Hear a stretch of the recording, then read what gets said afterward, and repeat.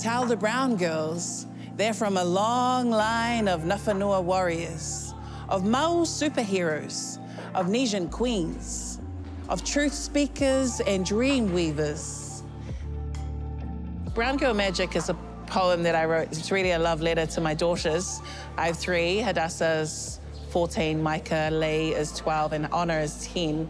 And they're mixed heritage girls, so they're Samoan, Chinese, Solomon Island, African, whakapapa. And they have these beautiful afros. And so Brown Girl Magic is really an ode to hair and just how sacred that is for us as tangata Moana.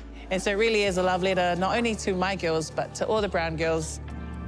Malo lava so for malangi mama, o lo ingoa o whengai, whenunui vau, Daisy Lavea-Timo, but you can just call me Daisy. I'm otherwise known as Daisy Speaks. O lo ta ma, malai fo lavea, I sau mai lea lalafanga o samatau. O lo tina, o atofa, si lei lavea, I sau mai lea lalafanga o vailutai, masai pipi savai. I'm a spoken word artist, and I have the privilege of holding safe spaces for people to explore poetry. I see myself as a weaver of words, and just a curious person.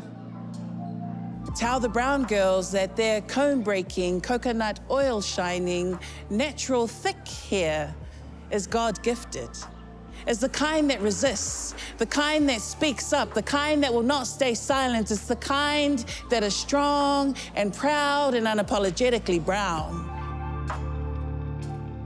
I grew up as a white Sunday kid, so we had to learn and recite a lot of verses off by heart. In White Sunday, my siblings and I, we were kind of like the chapter kids, where most people just learn like 1 or 2 verses. My dad made us learn like whole chapters to recite, so that's probably my first introduction into poetry, was through the Psalms and the spiritual kind of meditations and readings.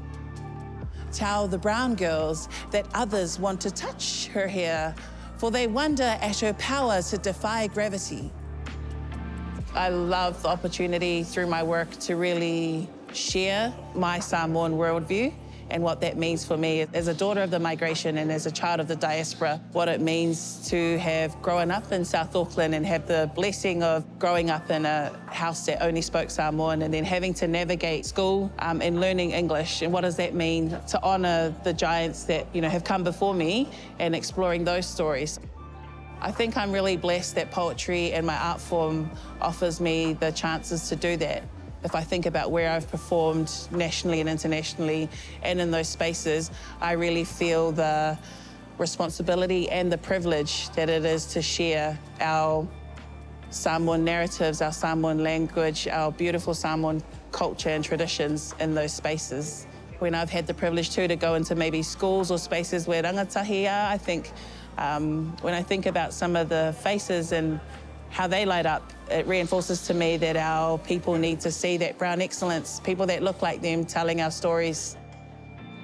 Tell the brown girls that they are beautiful, that they are liberation, that we need and we believe in her brown girl magic.